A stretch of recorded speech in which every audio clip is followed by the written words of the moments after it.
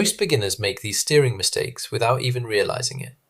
In the next 3 minutes, I'll show you the correct steering technique used by driving instructors.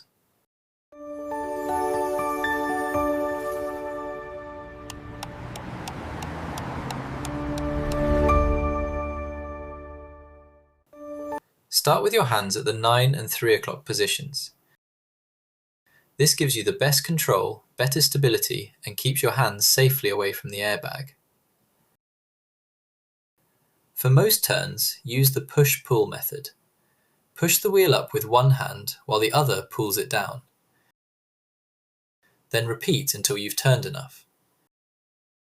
This keeps both hands on the wheel, gives smooth control, and prevents your arms from crossing.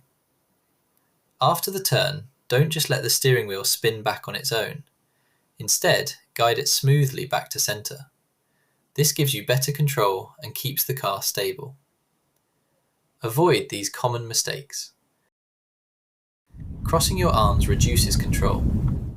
Steering with one hand should only be done when absolutely necessary. Never hold the inside of the wheel or steer using your palm. So, always keep your hands at 9 and 3. Use the push-pull steering method. Guide the wheel back after every turn. Thanks for watching. Mastering steering is one of the first steps to becoming a safe and confident driver. If you found this helpful, hit the like button, subscribe, and I'll see you in the next driving lesson.